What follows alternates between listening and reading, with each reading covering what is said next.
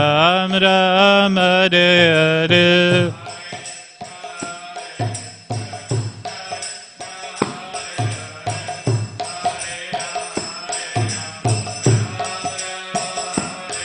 Hare Krishna, Krishna Krishna, Hare Hare, Hare Ram, Ram Ram, Hare Hare.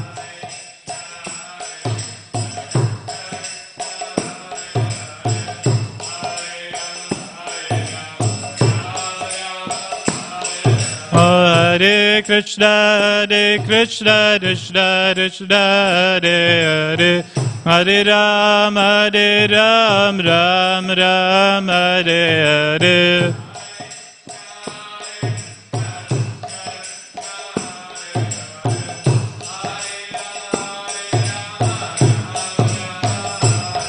Hare Krishna, Krishna Krishna, Hare Hare, Hare Ram, Ram Ram, Hare Hare.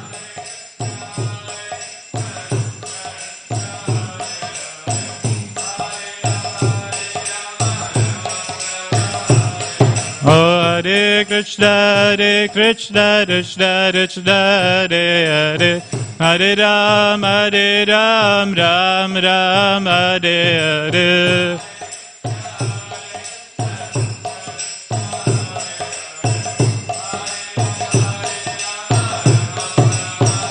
Hare Krishna, Krishna Krishna, Hare Hare, Hare Rama, Rama Rama, Hare Hare.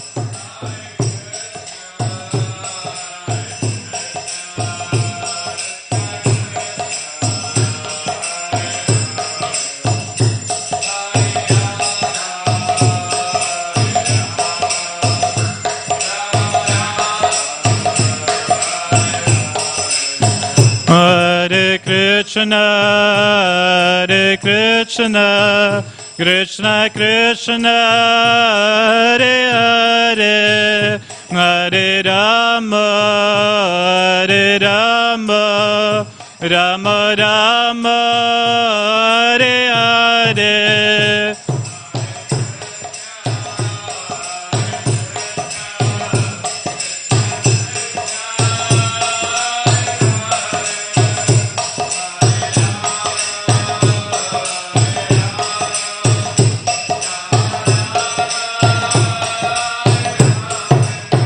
Hare Krishna, Krishna Krishna, Hare Hare, Hare Rama, Rama Rama, Hare Hare.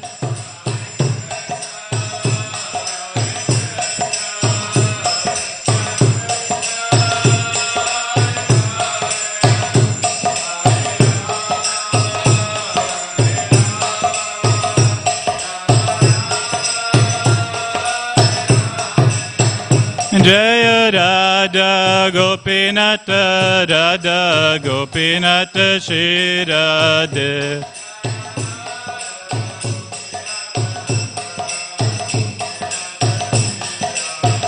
Jaya Jagannatha, Jaya Jagannatha, Jaya Baladeva, Jaya Subhadrama.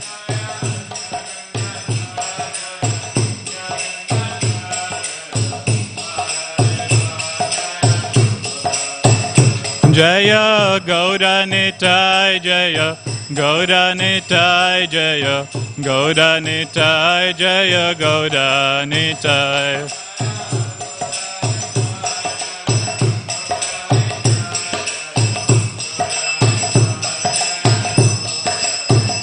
Jaya Jaya Prabhupada, Prabhupada, Prabhupada, Jaya Jaya Prabhupada.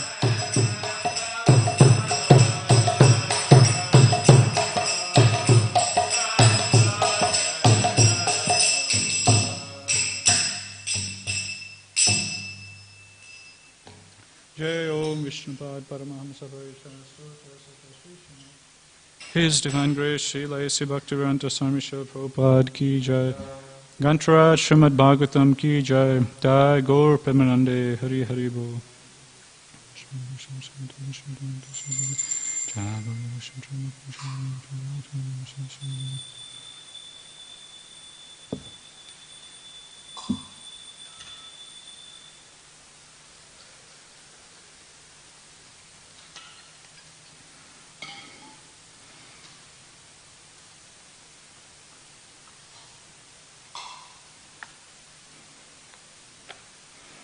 Om Namo Bhagavate Vasudevaya Om Namo Bhagavate Vasudevaya Om Namo Bhagavate Vasudevaya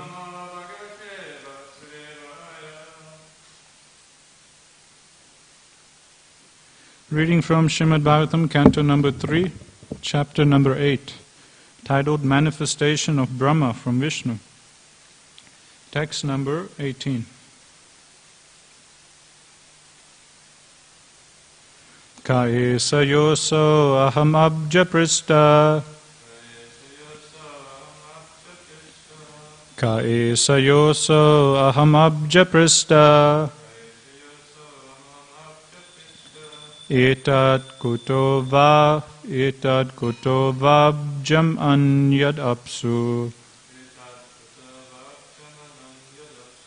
Etad kuto vabjam ananyad apsu Asti hyadastad iha kinchanetad Asti hyadastad iha kinchanetad Adistitam yatra satanubhavyam Adistitam yatra satanubhavyam Kaisa yoso ahamabja prasta Etad kuto vabjam ananyadapsu Asti hyadastad iha kinchanetad Adistitam yatra satanubhavyam Kaisa yoso ahamabja prasta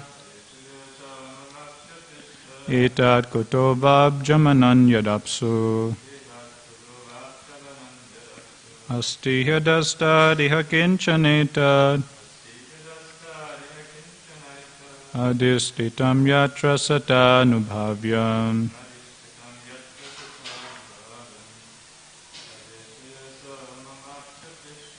Kaisa yoso aham abja prista Etad kuto vabjam ananyadapsu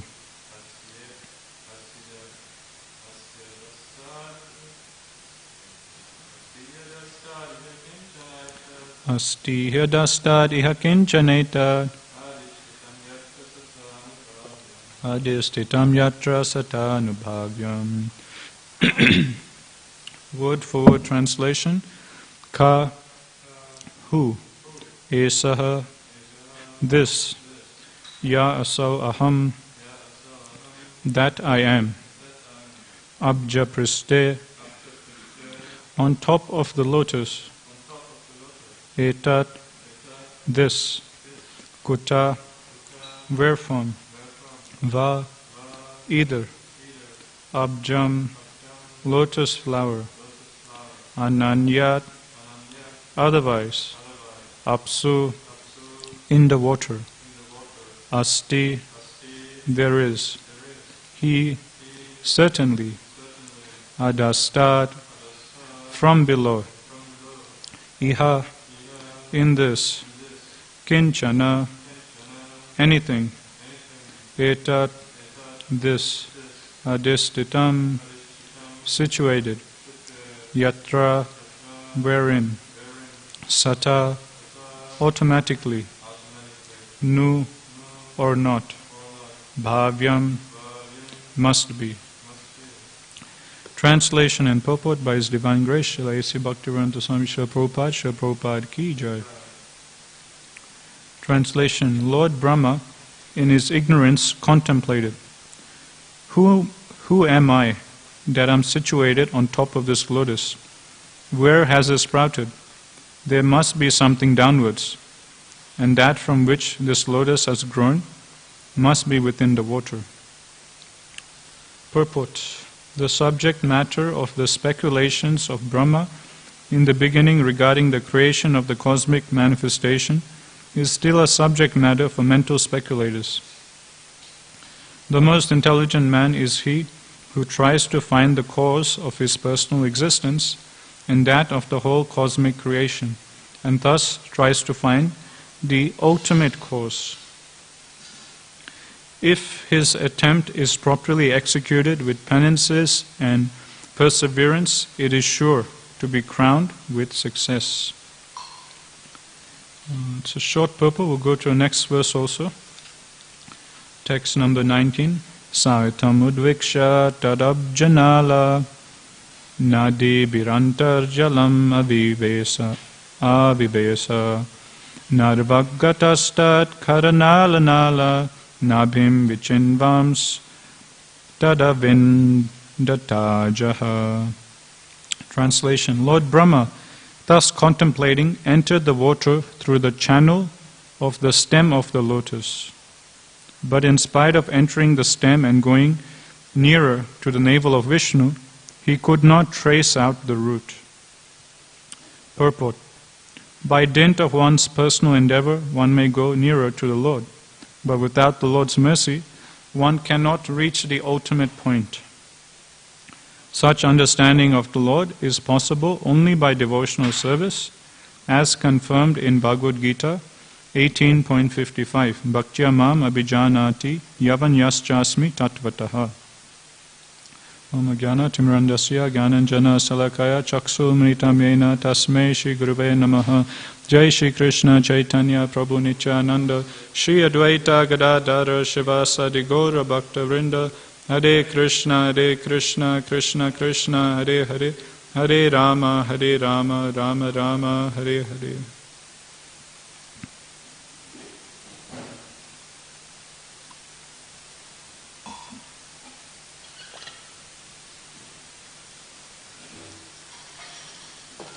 Hare Krishna. So we're continuing our discussion from the third canto, chapter 8 of Srimad Bhagavatam, titled The Manifestation of Brahma from Vishnu.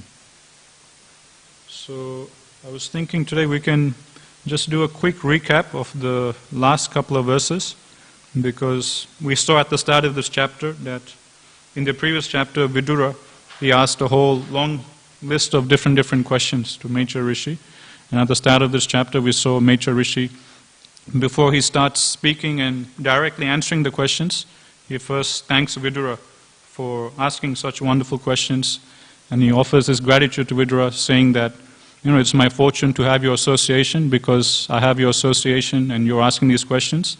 It's giving me an opportunity to remember about Krishna, it's giving me an opportunity to speak about Krishna. So in this way, Maitreya Rishi, he offers his gratitude for Vidura's association, because by his Sangha, he is getting an opportunity to dive deeper into Krishna Katha.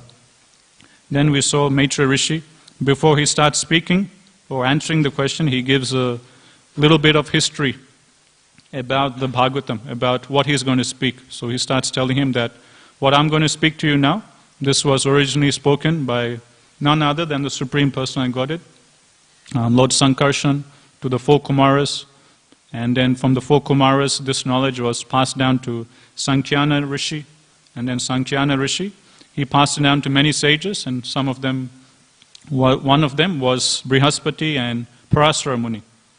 And then Maitreya Rishi explains, Parasara Muni, he was my spiritual master, and from him I heard the same message. So in this way, he gives a bit of history of the message he's going to speak. In this way, he's putting forward that whatever he's speaking, it's not just coming out of his own mental speculation, but it's actually bona fide. It's coming down through parampara, straight from Lord Sankarshan, passed down through the four Kumaras to Sankyana Rishi, Parasara Rishi, and then finally to him.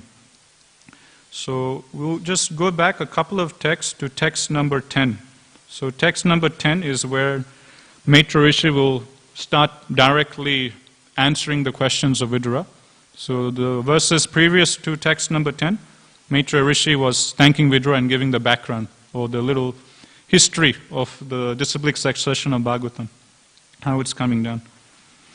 So from text 10, we'll move forward to today's text. And this section can be a bit confusing because Maitreya Rishi, at the start, like from text 10 onwards to text 14, I think, he will talk about what happens at the end of Brahma's day. So at the end of Brahma's day, every night, during the night time of Brahma, there will be a partial annihilation of the universe. So that's what Maitreya Rishi will first talk about from text 10 to 14. But then from text 15 onwards, Maitreya Rishi will switch. Instead of talking about what happens at the end of Brahma's day, Maitreya Rishi will immediately go to what's happening at the beginning of creation, at the birth of Brahma from the lotus flower of Vishnu. So he's switching context. So from text 15 onwards, it's a completely different scenario. It's not talking about the partial annihilation at the end of Brahma's day, but it's going back right to the start of creation, from at which time Brahma gets manifested from the navel of Garbhadaksha Vishnu. So there are two different things Maitreya Rishi is talking about. So they're not both talking about the same context. So if we understand that, then it won't be so confusing. But we'll recap from text 10. So this is Canto 3, Chapter 8, text number 10. Translation. At that time when the three worlds were submerged in water, Garbhadaksha Vishnu was alone lying on his bedstead. The great snake Ananta, and although he appeared to be in slumber in his own internal potency, free from the action of the external energy, his eyes were not completely closed. So again, this is referring to the end of Brahma's day. So Brahma, his daytime goes for 1,000 Divya Yugas, and his nighttime also goes for 1,000 Divya Yugas. And when Brahma's day is finished, and it's Brahma's nighttime, and when Brahma, he goes to sleep, there's a partial annihilation of the entire universe. And what gets annihilated, as we see from this translation, the three worlds. So Bhuloka, Bhuvarloka, and Swargaloka. So these three worlds, they're all annihilated. Bhuloka is the planetary system, or Bhumandala, where we're situated. And that includes all the lower planetary systems, which is in the crust of Bhumandala. So all of that gets dissolved by the waters of devastation. All of those get devastated. Then above that is Bhuvarloka.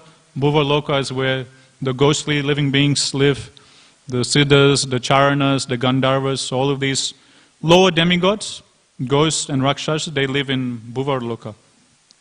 Then after Bhuvarloka, Swargaloka. Swargaloka is where all the demigods live. So that's where the sun is, Surya, Chandra, Indra, the Sapta Rishis, all the stars, Mars, Jupiter. So all of these planets, all these stars and all the demigods, they all live in Swargaloka. And right at the top of Swargaloka is Dhruvaloka. And all the planetary systems, as we saw in Vedic cosmology, they all rotate or revolve around Dhruvaloka. So all of these three worlds, which is Bhumandala, Bhuloka, where we're situated, the lower planetary systems, in the crust of Bhumandala, Bhuvarloka, Swargaloka, they all get annihilated at the end of Brahma's day. So every day when Brahma goes to sleep, all these three worlds, they get annihilated. But the upper four planetary systems, Mahar, Janas, Tapa, and Satyaloka, they're untouched. They don't get annihilated. According to some references, it's the top three. According to other references, it's the top four that don't get annihilated. So that's what Maitreya Rishi is talking about now. So at this time, everything gets annihilated except for the top four planetary systems. So Brahma, he's in Satyaloka. So nothing happens to this planet, and nothing happens to the three planets below him, where all the great sages and rishis live. But Bhuloka, Bhuvarloka, and Swargaloka, they all get destroyed during the time of annihilation. We'll go next text, text number 11. Just like the strength of fire within fuel wood, the Lord remained within the water of desolation, submerging all the living entities in their subtle bodies. He lay in the self-invigorated energy called Kala. I'll read the purport. After the three worlds, the upper, lower, and middle planetary systems merged into the water of dissolution, the living entities of all the three worlds remained in the subtle bodies by dint of the energy called Kala. In this dissolution, the gross bodies became unmanifest, but the subtle bodies existed, just like the water of the mature creation. Thus, the mature energy was not completely wound up, as in the case in the full dissolution of the mature world. So again, Prabhupada is explaining the same thing we discussed, that this is the partial annihilation, during which the upper, lower, middle planetary systems, they get merged in the water of dissolution. And unlike the final annihilation, which happens at the end of Brahma's day, so that's like the complete annihilation where everything gets destroyed and the whole mature energy gets wound up and everything goes back and merges into Mahavishnu. Unlike that full or final annihilation at the end of Brahma's day, in this partial annihilation at the end of every Brahma's day, what happens is the gross bodies of all the living entities in the upper, lower, middle planetary systems, in Bhu, Bhuvar and Swarga Loka, they get destroyed. And their subtle bodies, along with their karma, and also all the elements in their subtle state, they all go and merge into the body of, not Mahavishnu, Garbhodaksha Vishnu. So in this way it's explained by Acharyas that these three things, they go and merge into Garbhodaksha Vishnu. So there's the subtle bodies of the jivas. The second thing is the karma, the fruitive activities, the karmas of all the different living entities.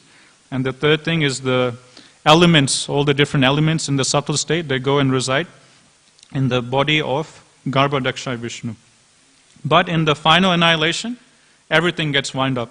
And Ghanshyam Prabhu, he was mentioning in one of his previous classes, that in the final annihilation, although everything is said to be merged, everything goes back and merges into Mahavishnu, the process that takes place is first everything goes into the body of Garbhodaksha Vishnu, and then Garbhodaksha Vishnu, he goes into Mahavishnu. So that's the step-by-step process that happens at the end. But this, so far what we're discussing now, this is the partial annihilation, which is happening at the end of every day of Brahma. So at the end of every day of Brahma, everything gets destroyed, except for the top 3 or 4 planetary systems. And then Brahma, when he wakes up, he has to recreate everything.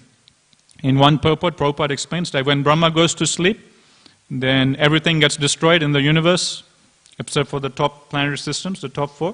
And in his dream, Prabhupada explains, Brahma, he gets darshan of Garbhodaksha Vishnu. And in his dream, Brahma gets instructions from Garbhodaksha Vishnu into how to recreate. So when Brahma, he wakes up after his slumber, and he wakes up, then he sees that, all the things that he had created the previous day is destroyed. But because in his dream, he was instructed, was given inspiration, intelligence by Garbhodaksha Vishnu how to recreate, then Brahma, he again recreates the entire universe at the start of his day. So this is what Brahma has to go through every day and night. Every night, everything he's created gets destroyed. And every morning when he wakes up, he has to recreate everything by the intelligence given by Garbhodaksha Vishnu. More details of this we can find in 12th canto especially. 3rd canto, a lot of details are given. More details regarding this about what actually happens during the time of partial annihilation or full annihilation, how from the mouth of Lord Sankarshan fire comes and how the waters of devastation they come. And all these different details, some of them are given in 3rd canto and more is given in 12th canto. As we were discussing earlier, that there's the 10 subject matters of Bhagavatam, Atra Sarga, Visargascha, Stanam, Posanam, Uttaya, Manvantaranu, Isanu Kata, Nirodha, Muktir, Ashraya. So one of the 10 topics of Srimad Bhagavatam is Nirodha or destruction.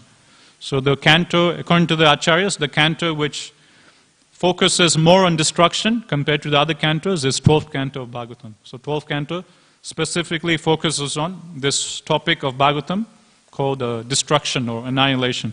So those who are interested in learning more about destruction or annihilation, they can go to 12th canto. And actually it's mentioned in 12th canto that there is 4 kinds of annihilation that takes place in the material universe. The first kind of annihilation is the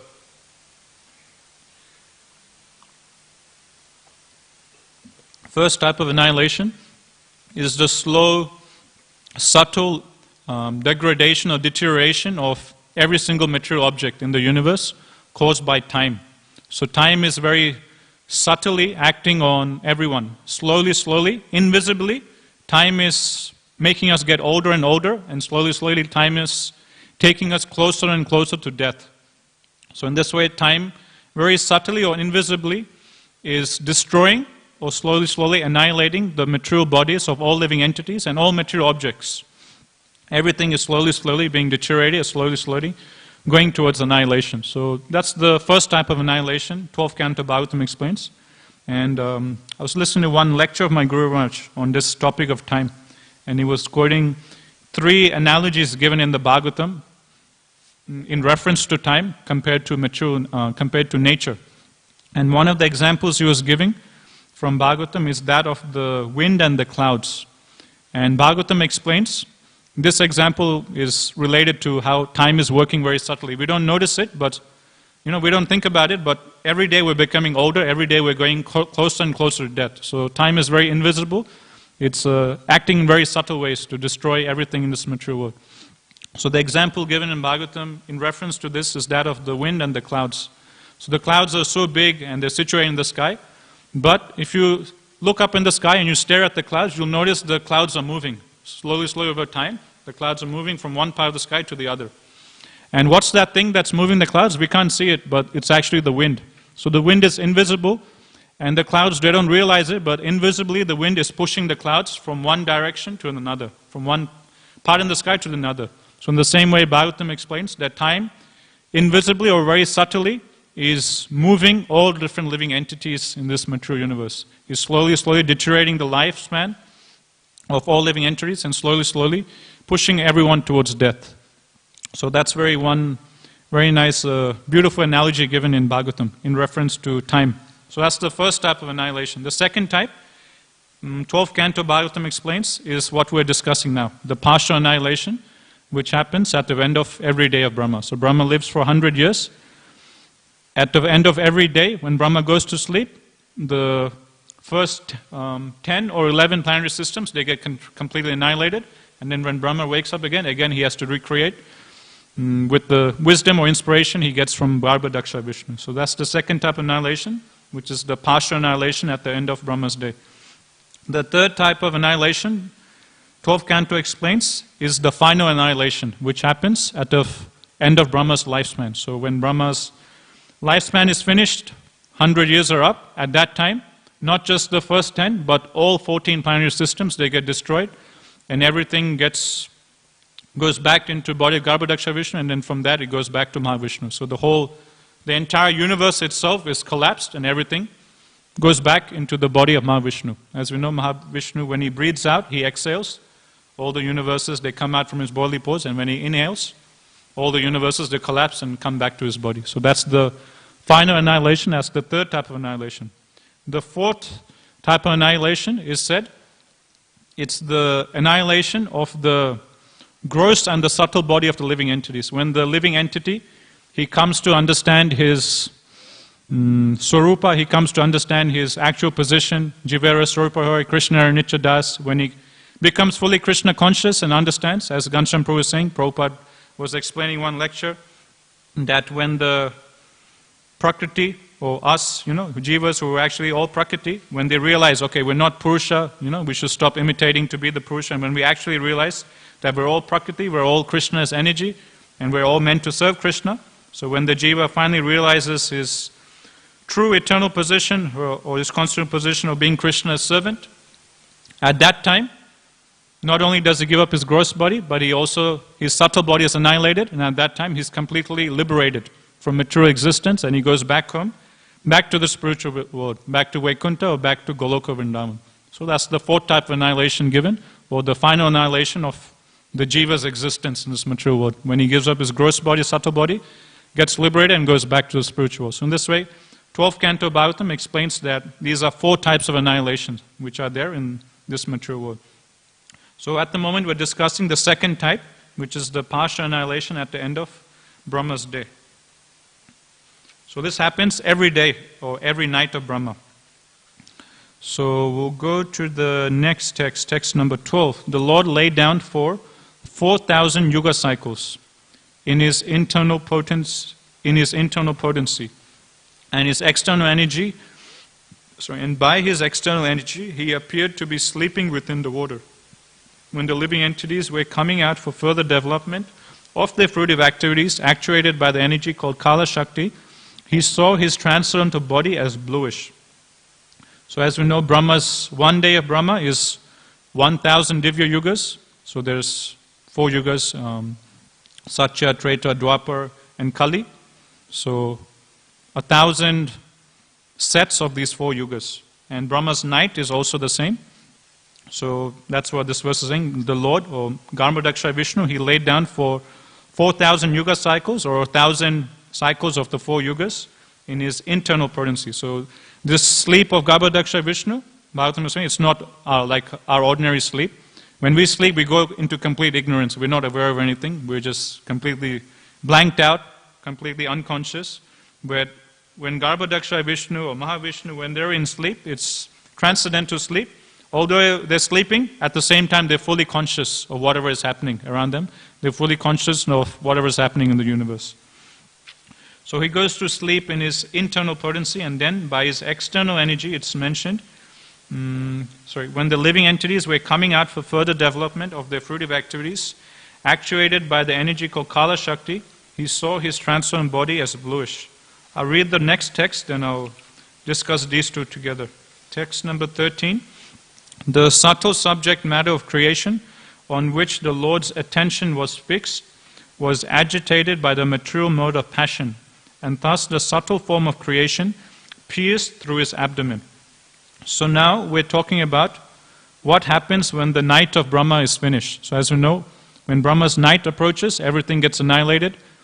The subtle bodies, the gross bodies of everyone gets destroyed, but the subtle bodies of everyone goes and merges into Garmadakshaya Vishnu. That's number 1. Number 2, everyone's karma goes and resides into the body of Garmadakshaya Vishnu. And number 3, the elements in his subtle state, they all go and reside in Garmadakshaya Vishnu. But now, Bhagavatam is explaining or describing what happens when Brahma's nighttime is about to be finished and Brahma's daytime is approaching. At that time, what happens is that it's explained here in text 13, the subtle subject matter of creation. So according to, like it's given in Bhagavad Subodhini, I think from Vishnu Chakravarti Thakur, he explains, what is this subtle subject matter of creation? So the subtle subject matter of creation is those 3 things we discussed. Number 1, the karmas of all the living entities. Number 2, the subtle bodies of all the living entities. And number 3, the subtle state of all the different elements of all the matter or the elements in creation. So all these 3 things, the subtle state of the elements, the subtle bodies of the living entities, and number 3, the karmas, the aggregate fruitive activities of all the living entities. So all 3 of these things, they constitute the subtle subject matter of creation. So when the Lord's attention, or when he glanced upon the subtle subject matter of creation, then the subtle subject matter of creation was agitated by the mode of passion. Similar to what we saw in one of the previous chapters of the creation by Mahavishnu. Mahavishnu, he glances upon the Pradhana or Mahatattva, and that gets agitated. Then he goes to Mahatattva, from that it goes to false ego, and like that, with the glance of Mahavishnu, the initial creation happens step by step. So in the same way, when Brahma's nighttime is finished and his daytime is approaching, Garmadakshaya Vishnu, he glances at the subtle subject matter of creation, and he gets agitated by the mode of passion. And then this subtle form of creation, which consists of the karmas of living entities, the subtle body of living entities, and the subtle state of the elements, they sprout up through his abdomen in the form of a lotus bud. And that's what will be described in text 14. So text number 14, translation. Piercing through this sum total form of the fruitive activity of the living entities, took the shape of the bud of a lotus flower, generated from the personality of Vishnu, and by his supreme will, it illuminated everything like the sun, and dried up the vast waters of devastation. So again, whatever we're discussing now till text 14, it's all about the partial annihilation. We haven't come to the birth of Brahma at the start of the universe. This is still talking about what happens at the end of every night of Brahma and at the start of every day of Brahma. So again, everything gets devastated during Brahma's nighttime. Then when devastation is finished, Brahma's daytime is approaching. Garbhodaksha Vishnu, he glances on the subtle subject matter of creation, which constitutes the subtle bodies of living entities, the karmas, and the subtle state of the elements. Then when he glances, it gets agitated by the mode of passion. Then that subtle form of creation, it sprouts up in the shape of a bud of a lotus, not a lotus flower, but a bud of a lotus flower. So it sprouts up from Garbhodaksha Vishnu's navel in the shape of a bud of a lotus flower. And that bud of a lotus flower, it's explained in this verse, it illuminates everything like the sun. And from that illumination, all the waters of devastation which are in the universe during the time of partial annihilation, they all get dried up. So that ends the description by Maitreya Rishi of the partial annihilation. Now whatever Maitreya Rishi will explain from text 15 onwards, it's a completely different context. It's about what's happening at the start of Brahma's lifespan, or how Brahma was born. It's not talking about the partial annihilation, which is happening at the end of every day of Brahma. It's completely different context. So that's when the confusion happens, because without giving any notice, Maitreya Rishi, he just completely switches completely to a different scene. Kind of like similar, like when Maitreya Rishi is talking about Varahadev. As we know, there's two incarnations of Varahadev. One is the white Varahadev, and the other is the Rakta Varahadev, the reddish Varahadev. But Maitreya Rishi, when he's describing Varahadev, he kind of gives a summary study of the two Varadevs and mixes in details of both the white Varahadev and the red Varahadev. And he gives both of them combined together. So for those who don't understand this, don't have this context, it will be confusing. So in the same way, in this similar situation we find in this chapter, initially Maitreya Rishi from text 10 to 14, he's not talking about the birth of Brahma, which happens right at the start of creation, before everything is created. He's not talking about that, but he's talking about the partial annihilation which takes place at the end of every day of Brahma. But then from text 15 onwards, now he'll switch context, and now he'll talk about initially what happens at the dawn of creation. When Garbhodaksha Vishnu, he enters initially, and from his navel the lotus flower sprouts up and Brahma is born. So that's completely different to what's being talked about from text 10 to 14. So now from 15 onwards, it's the different scene. It's the scene of right at the start of creation, when Brahma is going to be born. So I'll read text 15. Into that universal lotus flower, Lord Vishnu personally entered as the Supersoul. And when it was thus impregnated with all the modes of mature nature, the personality of Vedic wisdom, whom we call self-born, was generated. So again, this is different to what we discussed earlier on. This is talking about what's happening at the start of creation. So as we know, Mahavishnu, he creates all the universes. Then from Mahavishnu comes Garbhodaksha Vishnu, and Garbhodaksha Vishnu, he enters into every individual universe. And from Garbhodaksha Vishnu's perspiration, he fills up half the universe with his own transcendental bodily sweat or bodily perspiration. He fills up half the universe. Then he lies down on that. Then we're hearing in this verse, after lying down on his own bodily perspiration from Garbhodaksha Vishnu's navel, the universal lotus flower sprouts up. And then at the top of the lotus flower, Brahma is born. The self-born Brahma, Swayambhu, he's born. We'll go to text number 16. Brahma, born out of the lotus flower, could not see the world, although he was situated in the world of the lotus flower. He therefore circumambulated all of space, and while moving his eyes in all directions, he achieved 4 heads in terms of the 4 directions. So now Brahma is born, and he finds himself, just situated at the top of a lotus flower, and he has no idea where he is, who he is, what he's supposed to do, and he just can't see anything because, at the dawn of creation, nothing has been created. It's just Garbhodaksha Vishnu, the whole ocean, Garbhodaksha ocean, and the lotus flower on which Brahma is situated, and that's it. There's nothing else. So Brahma is looking in all directions, trying to figure out what's happening, where am I, what am I supposed to do? So in this way, he's looking all around.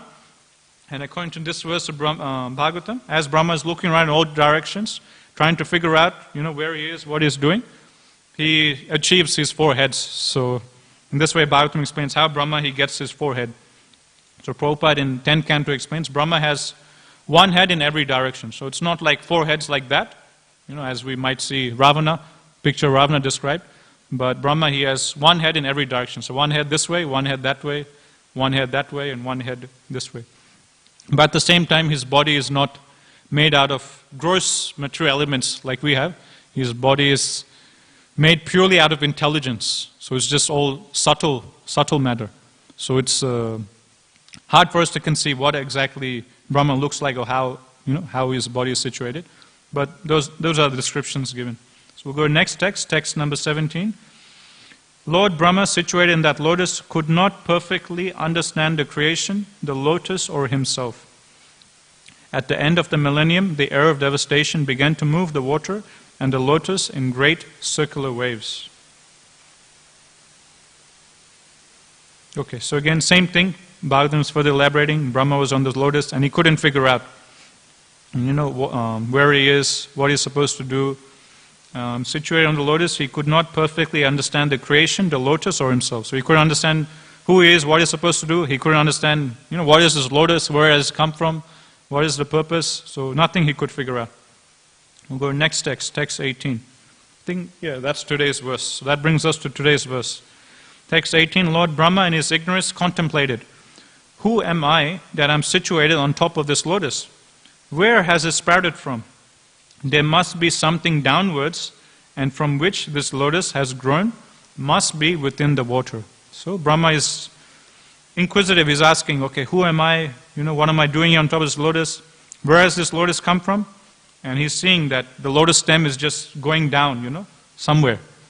And he's thinking, okay, the lotus flower must be sprouting from somewhere, and that somewhere must be somewhere down. So then Brahma will see, he will then go downwards, downwards towards Garbhodaksha Vishnu, searching for the origin of the lotus flower, searching for his origin. And that's what we see in text number 19. Lord Brahma, thus contemplating, entered the water through the channel of the stem of the lotus, but in spite of entering the stem and going nearer to the navel of Vishnu, he could not trace out the root. So Brahma, trying to search for the truth, he's going downwards and downwards through the stem, getting closer and closer to Garbhodaksha Vishnu. But no matter how far he's going, how far he's traveling, he still can't reach the bottom. He still can't reach Garbhodaksha Vishnu. So in this way, Brahma's attempt will be frustrated. And what can we learn from this? Prabhupada is explaining. Firstly, in text number 18, I'll read the purport. Prabhupada is saying, the subtle subject matter of the speculations of Brahma in the beginning regarding the creation of the cosmic manifestation is still a subject matter for mental speculators. The most intelligent man is he who tries to find the cause of his personal existence and that of the whole cosmic creation, and thus tries to find the ultimate cause. If his attempt is properly executed with penitence and perseverance, it is sure to be crowned with success. So Prabhupada is explaining that if someone is actually intelligent, he will question just as Brahma is questioning. Just like many times, Prabhupada will quote in his lectures, Atato Brahma Jignasa, that human life begins when the particular jiva, he inquires, who am I, what is the purpose of life, why am I here, what am I supposed to do? Only when a particular jiva or human being, he starts inquiring like this about the purpose of life, purpose of his existence, only then is he considered to be intelligent, only then is he considered to be a human being. And Prabhupada is saying that this is what we can learn from Brahma. Brahma is immediately questioning, who am I, what am I supposed to do, what is my origin? And this is something that all intelligent men of society should have, these questions or these doubts. And Prabhupada, in his last line, he is saying, if the most intelligent man is he who tries to find the cause of this, and if his attempt is properly executed with penances and perseverance, it is sure to be crowned with success. So if we want proper answers to these questions of the purpose of life, what we're supposed to do, Prabhupada is saying the proper method is that which involves penances and perseverance. We need to do austerities and penances, and only then can all this knowledge and wisdom, this realization will be revealed to us. So the penances and austerities for our current day is Sankirtan Yagna. So if we take shelter of the holy name of the Lord by chanting Hare Krishna, and we take shelter of Srimad Bhagavatam under the guidance of the spiritual master, then we can come to realize that we're not this body, we're the soul. We can come to realize our eternal position as Krishna's servant, and we can act according to that. and all these realizations, these inner truths of Krishna about our identity will be revealed to us. Okay, and then text number 19, Prabhupada is explaining in the purport that by dint of one's personal endeavor, one may go nearer to the Lord, but without the Lord's mercy, one cannot reach the ultimate point. Such understanding of the Lord is possible only by devotional service, as confirmed in Bhagavad Gita, Bhaktya mam abhijanati yavanyas chasmi tatvataha.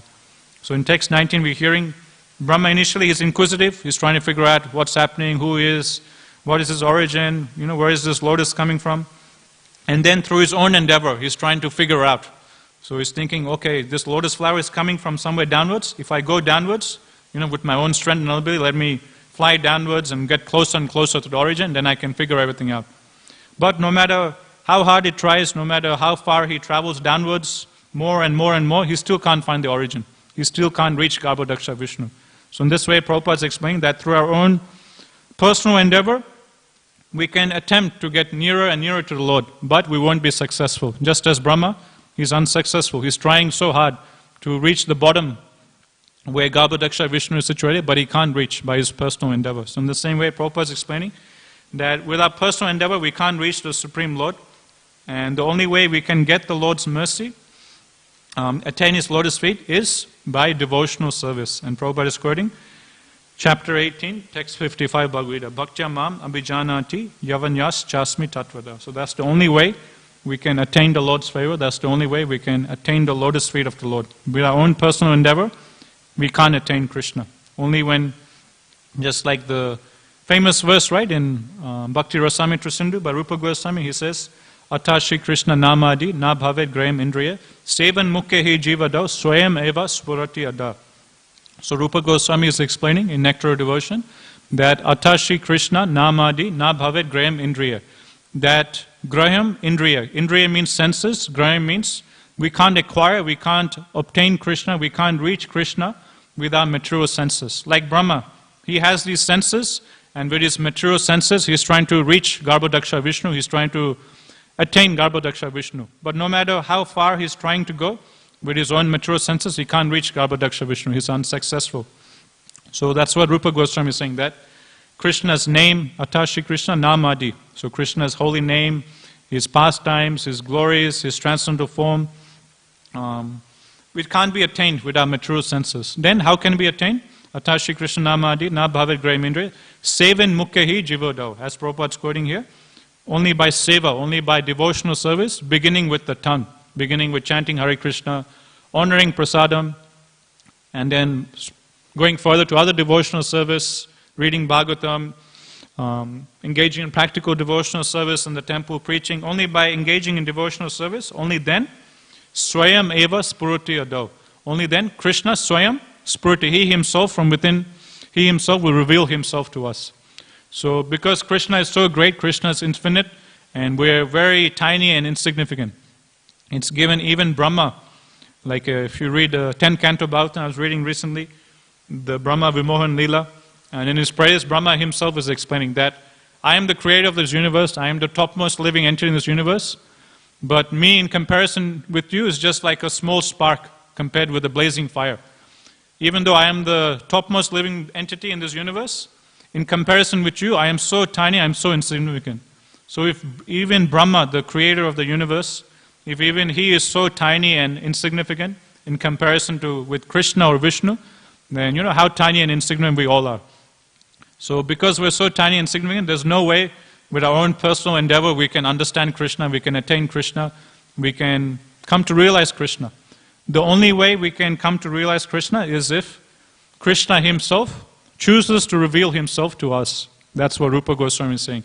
Swayam eva spurati ada. When we engage in devotional service beginning with the tongue, then Krishna, He Himself will reveal Himself to us. He Himself will give us realization of His holy name, of His pastimes, of His qualities and His activities. On our own endeavor, we can't achieve it, but we can engage in devotional service and hope for the mercy of Krishna. No doubt, Krishna, being pleased with our devotional service, will bestow His mercy upon us and reveal these truths and give us more realizations of His holy name, pastimes, and so on and etc. And in Brahma's prayers also, the famous prayer of Brahma in Brahma Vimohan Leela, he explains that the non-devotees, their attempts to attain Krishna or their attempts to understand Krishna is just like a person, a madman or a stupid or dumb person getting an empty husk of rice and beating the empty husk of rice, hoping or thinking, if I just beat this empty husk of rice, I'll get some rice. But the husk of rice is empty. No matter how much the non-devotee, he beats the empty husk of rice, no rice will come. So in the same way, Brahma explains that this is the position of all non-devotees. This is the position of all of those living entities, the jnanis, the yogis, the mayavadis, the karmis, anyone out there who isn't taking shelter of Krishna's lotus feet, isn't engaging in devotional service bhakti, his position is just like this. His position is just like a person beating an empty husk of rice. What will be the result? Nothing. He won't, no matter how hard he tries to beat the empty husk of rice, no grain of rice will come. And in the purport, actually, the disciples of Prabhupada, they explain the reason empty husk of rice is given. Like you can compare it with the jnanis. Just like the farmer, he's beating the empty husk of rice, hoping to get some rice. In the same way, the jnanis, they're beating their head against the books, against all the Vedas and the scriptures, trying to understand, speculating, memorizing slokas, studying this way, that way, speculating, trying to think of different meanings. So just like the farmer is beating an empty husk of rice, the disciples of Prabhupada explained, the jnanis, they're beating their head against all the shastras, all the scriptures, mentally speculating, neti, it's not this, it's not this.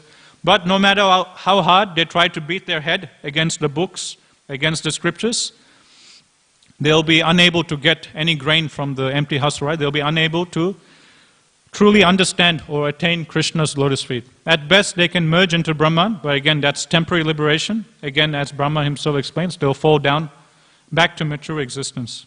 In the same way, yogis, again, we can, just like the jnanis, they're beating their head against the books, trying to understand Krishna. Same way, the yogis, Prabhupada will tease in his lectures the yogis, how the yogis, they're just pressing their nose this way and this way. So like the jnanis, they're beating their head. The yogis, in the same way, they're trying so hard to press their nose this way, press their nose that way, taking deep breaths this way, doing different asanas and different pranayamas. In this way, they're drilling their breaths, drilling their bodies in different postures. But no matter how hard they try to press the nose, no matter how hard they try to do the gymnastics, as Prabhupada would say, they're unable to attain the lotus feet of Krishna. So in this way, very nicely, Brahma, such a nice, amazing example Brahma gives in his praise to Krishna. That the only way one can attain Krishna's lotus feet is by taking shelter of his lotus feet, by engaging devotional service. And the attempt of all others, the jnanis, the karmis, the yogis, will at the end of the day be useless. It's just like beating an empty husk of rice. It's pointless no matter how hard they try to study, how hard they try to do tapasya, how hard they try to engage in karma kanda rituals, they'll be unable to attain Krishna's lotus feet. Okay, I'll stop here. Any questions or comments before we wrap up? Okay, yeah.